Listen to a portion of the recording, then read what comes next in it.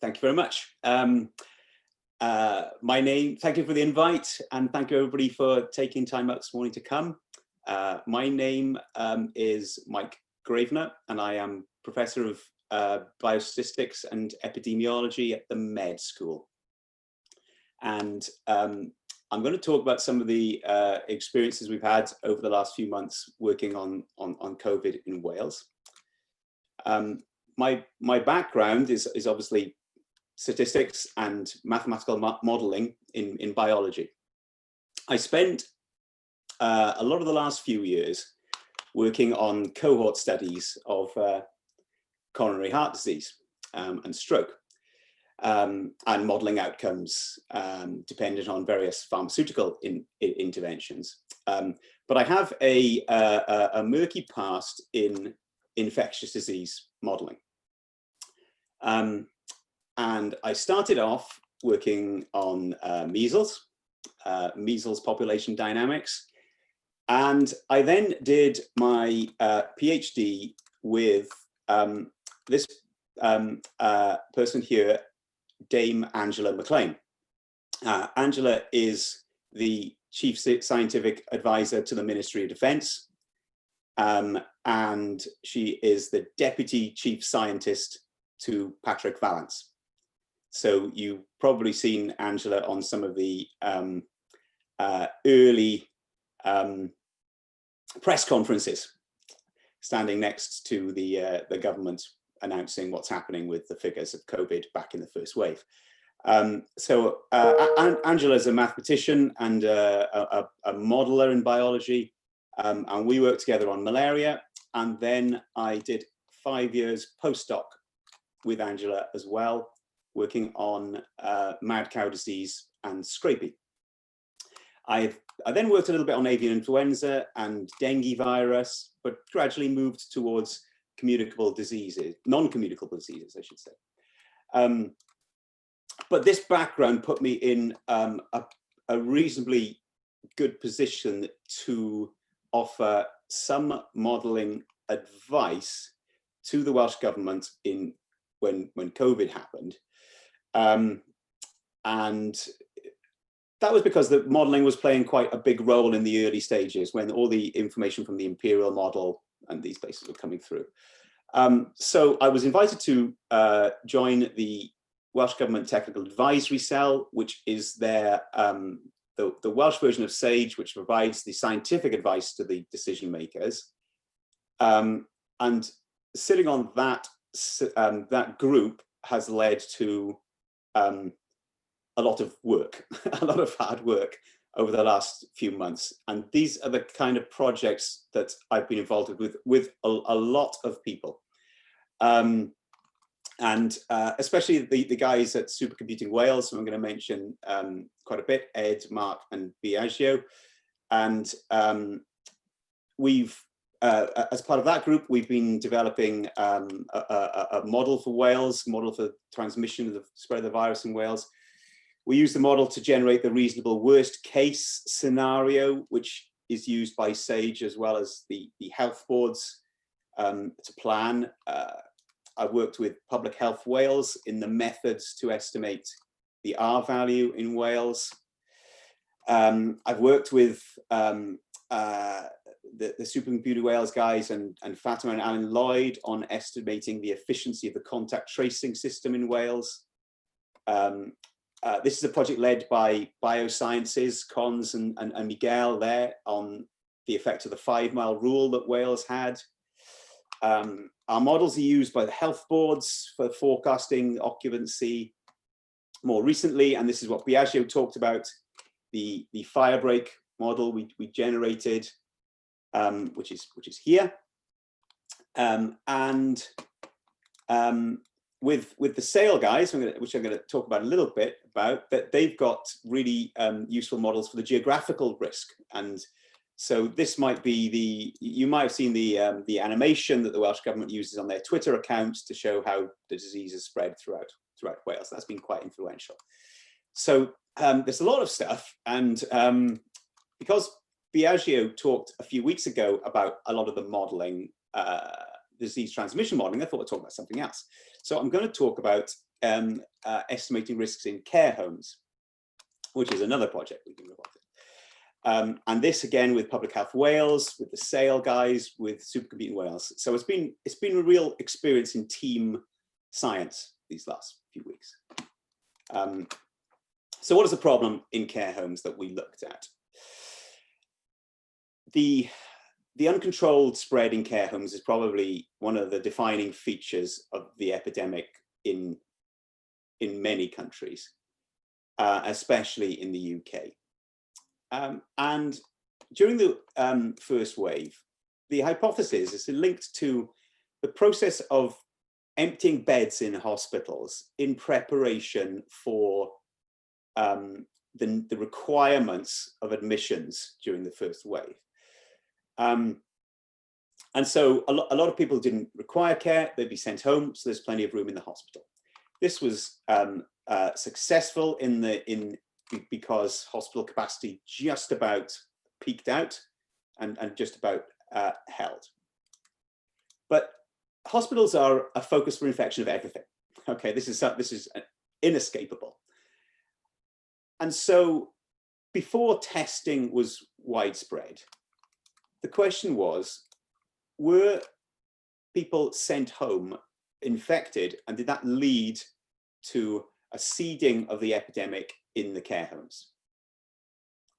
And if this was the case, we need to know. Okay, we need to know if this is the case.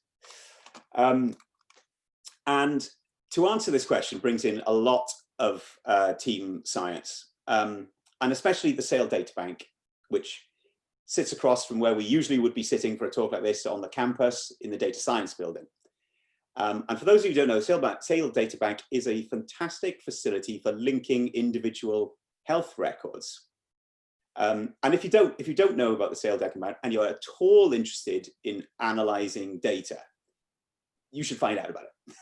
I can't really say much more than that, but it is a world-leading anonymized linked data bank where we can access this kind of data for research. It's fantastic. And it also is a trusted research environment. So you can work within this environment on the data without taking it out and having it in an unsecure environment. And you can do this on your desktop. So I can dial into SAIL, analyze data, and it all stays secure. And this is a model for the UK and how we are developing TREs for the future. And it's been in Swansea for a long time, and it's a fantastic achievement. So cut a long story short, SAIL will be able to link up this health information and allow us to ask whoever was, if anyone was discharged from a hospital to a care home, did that lead to a subsequent increase in cases in the care home? Is there an association there? SAIL allows us to answer that question, but statistically, it's a very tricky one because we're dealing with an infectious disease. So the events of cases in a home are hugely non-independent. Not independent at all because they're transmitted from one person to another. So you have this clustering and non-independence, which in a statistical sense is really difficult to deal with. So we need some kind of statistical framework to answer this question. And this framework is another nice Swansea story I thought I'd share. We use a framework called the Hawkes model. The Hawkes model is named after Professor Alan Hawkes, who is a Professor Emeritus at Swansea University still, and works for a long time in the Department of Statistics. This is a picture, this is a rather old picture of Alan, but a nice picture because he's with David Colquhoun, FRS, and he was a biochemist at UCL, a very prominent biochemist, and Alan solved all his difficult problems for him. And they worked together on lots of single ion channel projects in the 70s and 80s. This is really great work. But in 1971, Alan wrote a paper called The Spectra of Some Self-Exciting Point Processes. And this is the citation trajectory of this paper. Okay. And so this is known as a sleeping beauty, where it's largely ignored until someone discovers it's really, really useful. And then the citation trajectory increases. This looks like a cumulative plot. It's not a cumulative plot. It's the actual numbers per year of the process.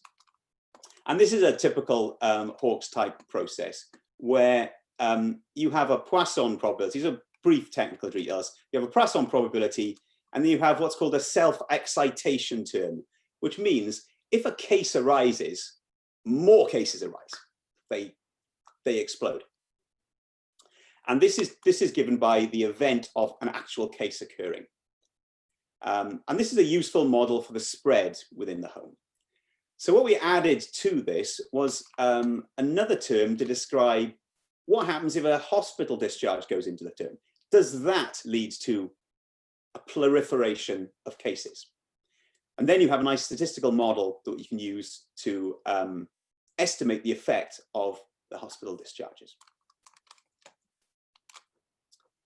But having, while it was reasonably easy to write down the statistical model, fitting these models is really challenging. And I've got some experience with doing this, and the optimization routines you needed were a bit beyond me, and it was very difficult. There's some flat surfaces to deal with. Again, technical details, but there are difficulties fitting these models. Fortunately, Ed Bennett, who works as a research software engineer, has great expertise in these kind of problems, these kind of optimization problems, and so was able to do two things in an incredibly short time, which was really great. Firstly, write the MCMC algorithm to solve this optimization problem. But secondly, if you remember, I said that SAIL is a trusted research environment. Well, at the time, Ed didn't have access to SAIL, and it takes a few weeks to get that. So only I had access to SAIL. So Ed had to write the programs in such a way that I could take them and use them within SAIL in a simple way, not without even having someone looking over my shoulder, because you're not allowed in. And that worked like a dream. And this is just the output of that process, and the estimates that Ed's programs were able to obtain. This is a little bit of an idea. It gives you an idea of what happens when a case arrives in the care home. You have this increase in intensity. This is the Hawkes process, and we wanted to see if there was such an increase in intensity due to hospital discharge. And the short answer to that is not very much at all.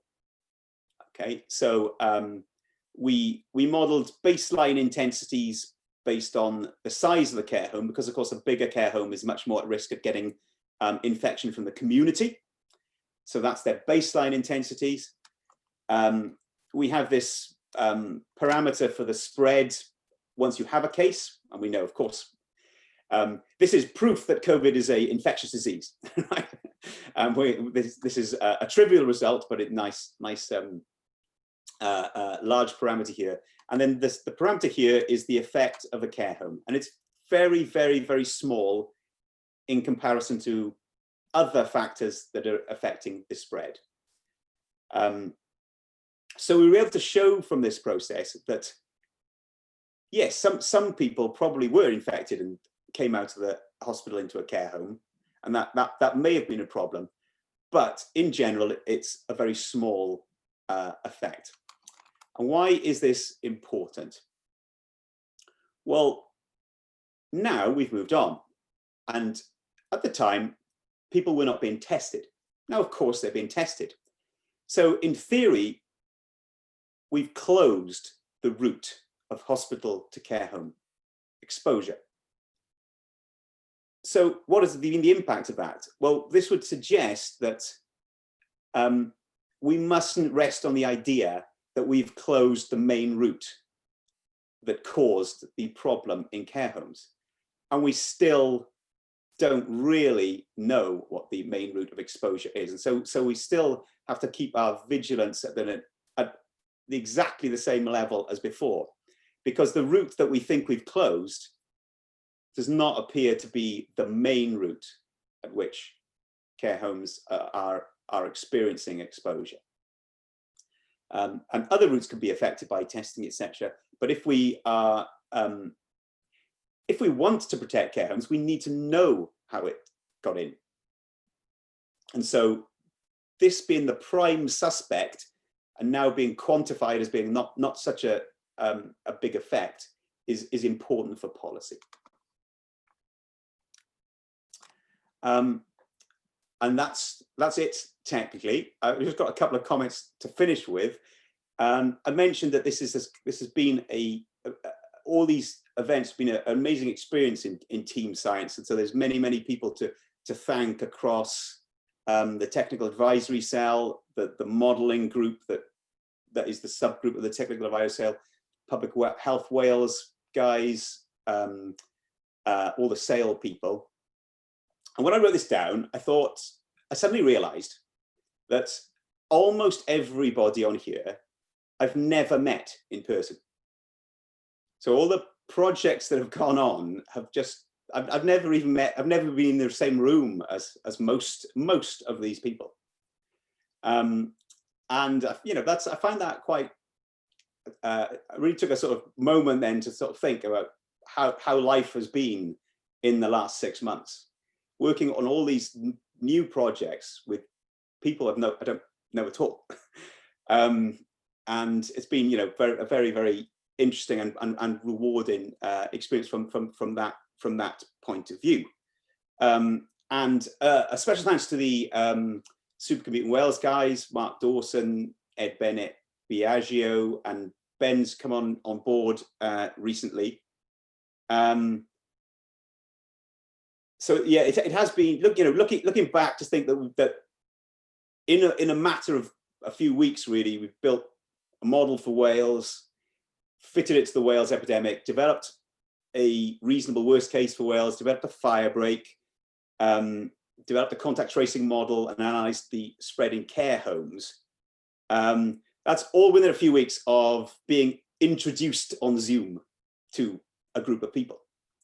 And that led me to my sort of message for this talk, which I think I've learned, which is I now realise I've wasted my life not working with brilliant research software engineers. Thank you very much.